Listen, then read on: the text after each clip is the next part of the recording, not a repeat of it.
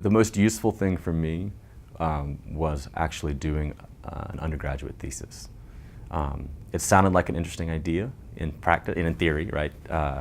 And I took a class on research design, and I had to propose the project as the final part of that course. And then my senior year, I had to actually carry out that project. And so for me, it started with an idea that I was genuinely curious about. I grew up in North Carolina. My father's a minister.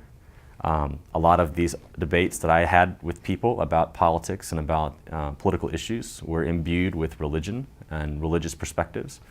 And so I was curious about how religious people thought about issues. And so I designed a project that looked at how conservative Christians thought about gender and gender roles.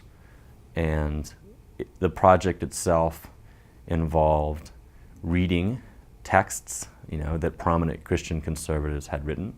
And there's a very interesting literature, basically, that conservative Christians have generated, basically practical advice for men and women, married couples, how to live your lives and be happy as couples while, obeying the biblical prescriptions about how men and women should react to each other and relate to each other.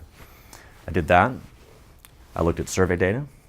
I isolated Christian conservatives, compared them to non-Christian conservatives, and looked at their ideas about what women should do in the house.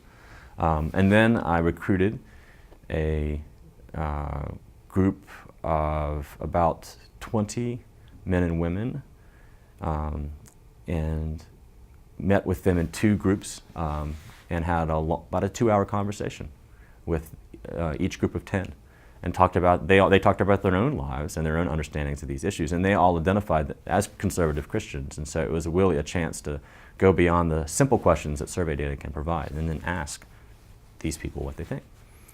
And that was just fun. I mean, it's a lot of fun. I had amazing conversations as a consequence of the focus groups in particular. There was a woman at that focus group, pregnant with her 11th child, homeschooling all of them, and she was in labor during the focus group. And she told me afterwards that she was in labor, and I was just shocked. I thought, why are you sitting here? She goes, oh no, I've got plenty of time. And she knew after 10 kids what her schedule was. So, it's an opportunity as someone who's curious about a scientific question to go out and look for answers to that question. And that process of discovery is what makes a person want to be a political scientist or a scientist in general. And you have that kind of intellectual excitement and that the motivation to poke around, go places people haven't gone before, and learn new truths about the world is what makes us do what we do.